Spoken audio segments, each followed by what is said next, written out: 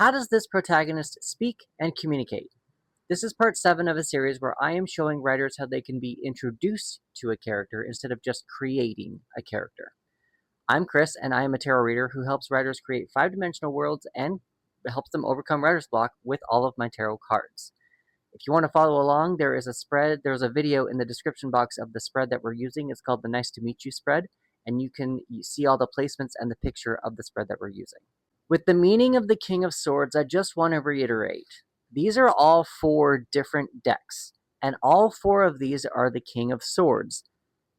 Technically, they all mean the exact same thing, but what I tell writers to do is when they are writing their own stories, to find a deck that matches the story that they are trying to write. If I'm writing a dog story, this one might be working out, but I don't want to write a dog. If I'm writing a dog story, I'm not going to be using the Mermaid tarot deck, because we're using the Mermaid tarot deck because we're creating a mermaid character.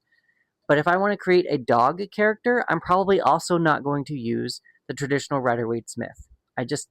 The imagery just does not match, and the right prompts and the right mindset will not match my project. So that's the reason why we have 4 pictures on here.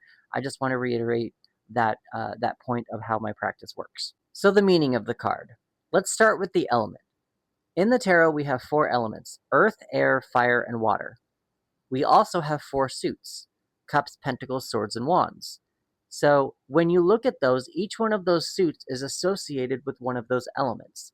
Swords is associated with the element of air, which is also associated with our thoughts and our communication, which is why I really actually liked this card coming up for our thoughts and our communication, because this is how our character speaks. I frequently hear a lot of readers complain that they don't really know how to read a court card, because court cards can be a number of different meanings. It could be the phases of life, it could be the characteristics, or it could be the actual people in your life. I like to look at the person that's actually being talked about within the tarot spread or the tarot question. I actually like to look at them as a cycle. I like to look at pages as beginners, knights as the doers, queens as the intuitive leaders, and kings as the face leaders or the muscle leaders. He's mature. He is the face of the kingdom. He's the one that everyone looks up to. He's the one who makes the rules. He is the one that is the leader. And so with the king being in our thoughts and our communication area, he is very mature, and this protagonist speaks clearly and tries to speak as knowledgeable as possible. If this was a page, I would have thought that maybe this protagonist was a little bit more childish, maybe a little bit more not quite coherent all in the head so that he could speak clearly. Maybe he speaks in riddles. Maybe he would have spoken without bigger words. But it feels like because this is a more mature protagonist, it does feel like there is a lot of things, wheels turning in the head, and so that he can speak clearly as he's doing his speeches. Something to keep in mind with swords is that they are words, and sometimes words hurt. Swords are also double-edged. So some people are going to get hurt and some people are not. So remember how in the previous video how we did that beginning, middle, and end exercise, and I pictured this king speaking to his community, speaking to his kingdom about resources that are probably dwindling. That point, he understands that there are going to be losses. He understands that not everyone is going to survive this change. Not everyone is going to survive whatever changes he needs to implement, but he needs to be clear that it's going to be best for the kingdom, for the community. And I feel like with this king being knowledgeable, he can approach that with a more level head. Kings of the court cards is that they are usually men. They are the masculine version of leadership.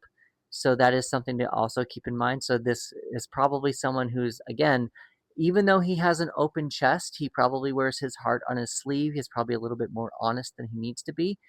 I don't know that he is intuitive enough to be kind-hearted. Like, he probably just kind of goes for the throat, even though he's very honest. Like, it feels like he's very honest and not going to be coddling to someone's feelings in his kingdom.